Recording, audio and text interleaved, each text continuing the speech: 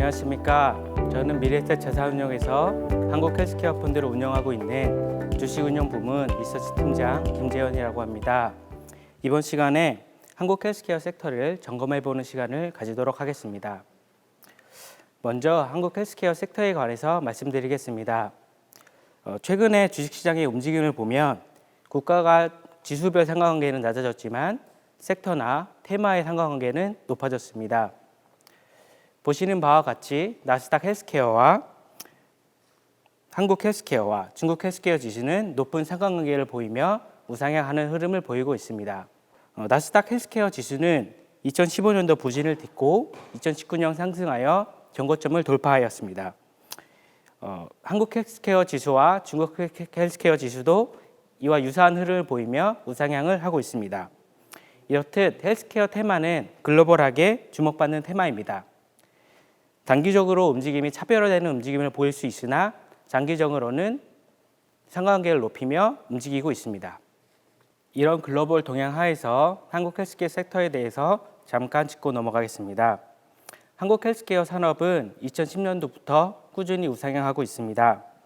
차트를 보시면 한국 코스피 및 코스닥을 향한 전체 시가총액을 분모로 놓고 상장자의 헬스케어 종목을 차지하는 비중을 분자로 놓았을 때 그 비중은 꾸준히 상승하고 있습니다. 기업들의 비즈니스 모델도 다양해지고 사업을 영위하는 기업들도 많아졌습니다. 이 페이지에서 한 가지 더 짚고 넘어갈 부분이 있다면 이 기간 동안 주가만 상승한 것이 아니라 한국 헬스케어 산업을 리레이팅시킨 유의미한 이벤트도 발생하였습니다. 2011년 셀트리온의 바이오시밀러가 유럽에 처음 출시되었고 2015년에 한미약품의 라이선스 아웃이라는 비즈니스 모델도 도입되었습니다. 2018년에는 임상 3상 기업들의 성공 기대감이 반영되었습니다. 물론 2019년에는 이러한 기업들이 잇따라 임상을 실패하면서 주가가 크게 하락했지만 올해는 코로나로 헬스케어 섹터가 주목을 받으면서 우상향하는 모습을 보였습니다. 올해 이후에는 한국형 신약의 글로벌 출시라는 이벤트를 대기하고 있습니다. 또한 새롭게 주식시장에 유입되는 IPO 종목 중에서 헬스케어 관련 종목이 차지하는 비중도 높아지는 것을 보실 수 있습니다. 과거에는 국내 주식시장에 새롭게 상장되는 종목이 100개라고 하면 헬스케어 관련 종목은 10종목이 되지 않았습니다. 국내 기반 영업을 하는 제약산업이 국내 헬스케어 산업의 대부분이었기 때문입니다. 하지만 현재에는 새롭게 상장되는 기업 중에서 헬스케어 기업이 차지하는 비중은 의미 있게 높아졌습니다. 파이프라인을 보유한 바이오텍, 보톡스 필러와 같은 미용 성형, 치과 관련 의료기기 업체 등 헬스케어 산업이 다양해졌기 때문입니다. 일례로 2016년에 10조 원에 상장하였던 삼성바이오로직스는 올해 6월 말 기준 50조 원까지 상승하면서 이러한 성장을 이끌었습니다. 최근에 한국 헬스케어 섹터 비중이 한 단계 레벨업된 상황에서 추가적으로 상승할 수 있을까에 대한 질문이 많으십니다. 이 차트에서 확인할 점은 두 가지입니다. 첫째로 시간이 지나며 산업이 고도화될수록 헬스케어의 시가총액이 높아진 것을 보실 수 있습니다. 5년여 기간 동안 헬스케어 비중은 높아졌습니다. 중국의 경우에도 과거 1%에서 현재 8% 수준까지 상승하였고 미국의 경우에도 13%에서 15%로 상승하였습니다. 한국 헬스케어의 섹터 비중은 과거 3%에서 현재 11%까지 상승한 상태입니다. 이러한 모습은 한국뿐만 아니라 글로벌하게 공통적으로 나타나는 모습입니다. 두 번째로 확인할 점은 선진국화될수록 헬스케어 산업의 비중은 높아졌다는 것입니다. 오른쪽으로 갈수록 선진국이 제시되어 있는 것을 보실 수 있습니다. 미국과 유럽과 같은 선진국의 헬스케어 비중이 한국과 중국 같은 이머징 마켓 대비 높은 것을 확인하실 수 있습니다. 따라서 우리나라 산업이 고도화되면서 한국의 헬스케어 비중도 현재는 12%지만 미국의 15%처럼 향후에도 더 성장할 수 있다고 생각하고 있습니다. 즉 성장 여력은 남아있다고 생각합니다. 상반기 헬스케어 섹터를 되돌아보겠습니다. 상반기 한국 헬스케어는 코로나 사태로 인해서 크게 아웃퍼폼하였습니다. 코로나 확산을 계기로 초기에는 CN과 수제텐 같은 진단업체들이 부각을 받았고 이후에는 코로나 관련 임상을 시작으로 코로나 관련 치료제 개발 업체, 백신 개발 업체들이 크게 아웃퍼폼하였습니다. 이로 인하여 한국 헬스케어의 수익률은 크게 상승하는 모습을 보였습니다. 이 차트를 보시면 코스피 내 건강관리 섹터는 연초부터 6월 말까지 55% 상승하는 모습을 보였습니다. 하지만 이런 헬스케어의 큰 아웃퍼폼은 한국에만 국한된 것이 아닙니다. 미국의 나스닥 바이오도 연초 대비 13% 상승하는 모습을 보였습니다. 다만 한국 시장이 아웃퍼폼한 것은 헬스케어 시총 상위주인 셀트리온과 삼성바이오로직스 등 바이오시밀러 관련주가 크게 아웃퍼폼을 하였고, 공매도 금지와 같은 정책적인 요소도 작용했기 때문입니다. 2019년 한국 헬스케어는 임상 3상 개발 업체들의 잇따른 실패로 크게 하락하는 모습을 보였습니다. 2019년 글로벌 헬스케어 지수는 높은 수익률을 기록하는 동안 한국 헬스케어 지수는 오히려 하락하는 모습을 보였습니다. 중국은 38%, 유럽은 29%, 미국은 19%의 수익률을 거두는 동안 한국 헬스케어의 19년 지수는 23% 하락하였습니다. 따라서 2020년에 한국 헬스케어의 상승은 19년의 부진을 딛고 온 부분을 고려해야 된다고 생각합니다. 오히려 2년 수익률을 묶어서 볼 때는 글로벌 지수 대비 언더퍼폼하고 있습니다. 따라서 상승할 수 있는 여력은 남아있다고 생각합니다. 이번 코로나 이슈는 많은 변화를 가져왔습니다. 개인들의 생활 패턴, 소비 패턴의 변화를 가지고 왔지만 각국의 헬스케어 산업에 대한 투자도 가져왔습니다. 팬데믹 사태로 의료 부족을 확인한 많은 국가들이 헬스케어에 투자에 나섰고, 임시 방편이 아닌 향후 헬스케어 산업에 대한 중장기적 시각을 바탕으로 정책을 꾸준히 수립하고 있습니다. 이러한 관심과 지원은 향후 헬스케어 산업을 더 성장할 수 있는 발판이 될 수 있다고 생각합니다.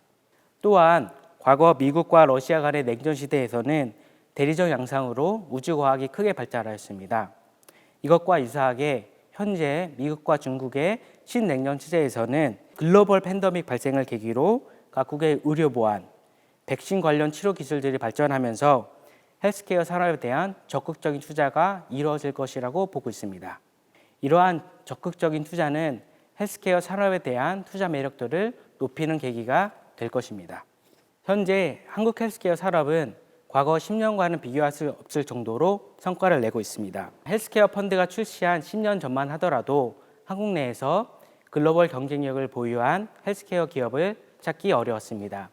하지만 현재는 다릅니다. 과거 분식회계 논란의 중심이었던 셀트리온은 올해 셀트리온 헬스케어 기준 컨센서스 매출액 1.8조 원을 기록할 정도로 성장을 하였습니다. 또한 삼성바이오로직스도 뛰어난 원가 경쟁력을 바탕으로 글로벌 제약사로부터 잇따른 수주를 받고 있습니다.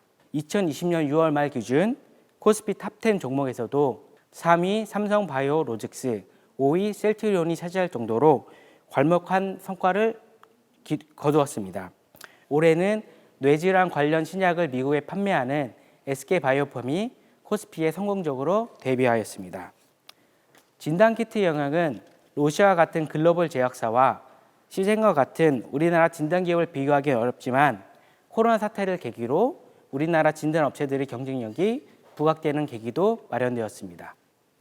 상반기까지는 헬스케어 산업이 코로나 관련 수혜주 찾기에 집중이 되었다면 하반기에는 헬스케어 산업 내 긍정적인 이벤트를 주목할 것이라고 판단합니다. 하반기에는 삼성바이오로직스의 사공장 건설 여부, 셀트리온 그룹 합병에 대한 가시화, 지연되었던 바이오텍의 학회 모멘텀 등이 존재합니다. 또한 올해 하반기 이후로는 신약 발매라는 긍정적 이벤트가 헬스케어 산업에 또 한 번의 레벨업을 이끌 것이라고 판단합니다. 앞에 차트에서 말씀드린 것처럼 한국 헬스케어 산업은 의미 있는 이벤트 발생을 계기로 우상향하였습니다. 따라서 올해 내년에 있을 한국형 신약 발매에 주목을 하는 이유입니다. 우선 얼마 전 SK바이오팜의 상장에 대해서 들어보셨을 것입니다. 공모가 상장 기준 3.9조 시가총액에 상장을 하여 2020년 7월 21일 종가 기준 14.5조 원까지 상승하였습니다.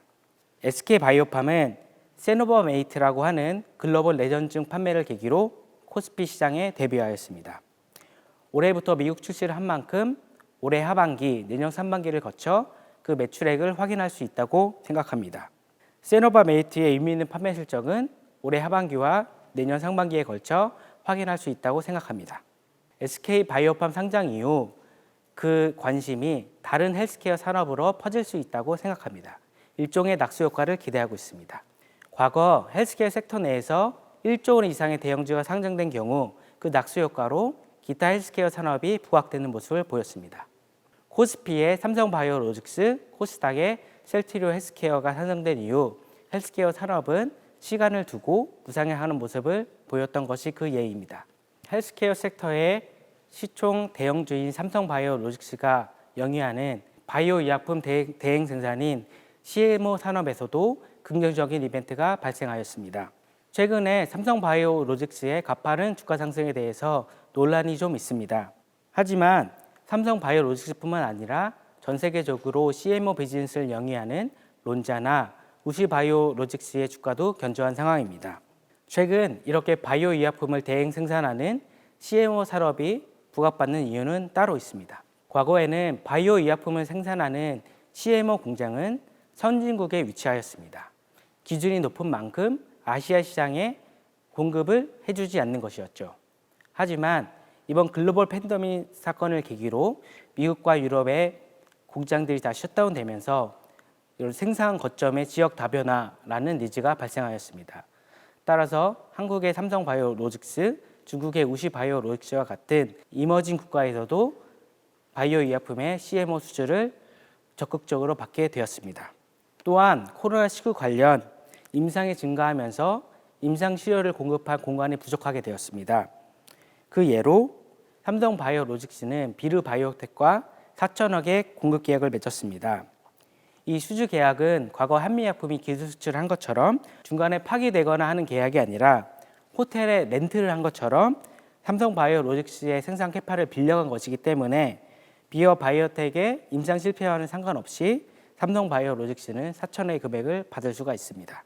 추가적으로는 올해부터 한국형 신약의 글로벌 판매가 기대되고 있습니다. 바이오시밀러는 이미 셀트리온 헬스케어 기준 올해 컨센서스 매출의 기준 1.8조 원이 예상됩니다.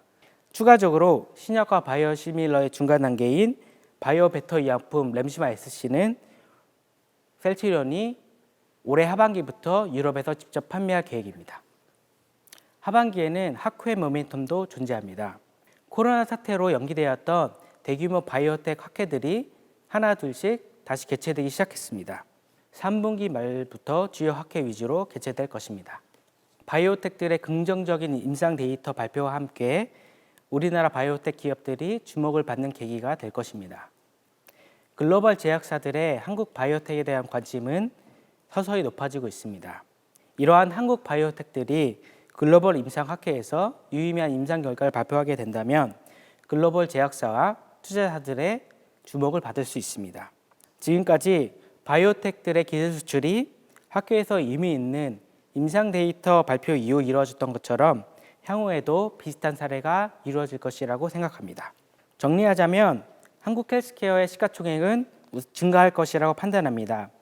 한 나라의 산업이 고도화되며 헬스케어 산업이 발전하면 한국 헬스케어 섹터의 시가총액도 증가할 것이라고 전망합니다. 다만 상반기에는 코로나 이슈로 인하여 헬스케어 섹터가 부각을 받았습니다. 코로나 이슈가 물론 단기간에 끝날 이슈는 아니라고 생각합니다. 이런 코로나 이슈로 인한 헬스케어에 대한 섹터의 관심은 일정 부분 지속될 것이라고 생각합니다. 관련 백신의 개발, 기술 확보를 위한 각국의 투자 뉴스 플로우 등은 관련 종목에 대한 투자 매력도를 일정 부분 높일 수 있다고 생각합니다. 하지만 올해 하반기에는 코로나 이슈와 별개로 한국 헬스케어 섹터 내에 발생 가능한 긍정적인 이벤트에 주목해야 된다고 생각합니다. CMO 사업을 영위하는 삼성바이오로직스의 사공장 증설 가능성, 셀트리온 그룹의 합병 가능성, 마지막으로 한국형 신약 발매가 그것입니다. 이러한 신약 발매를 계기로 한국 헬스케어 섹터는 유의미한 레벨업이 될 수 있다고 판단합니다. 이상으로 한국 헬스케어 섹터에 대한 점검을 마치도록 하겠습니다. 감사합니다. 이번 2020 미래에셋 대우 온라인 자산관리 콘서트는 해피빈과 함께 기부에 동참하고 있습니다. 이 영상의 제목을 클릭하시면 자세한 내용을 확인하실 수 있습니다. 이 또한 많은 관심 부탁드리겠습니다.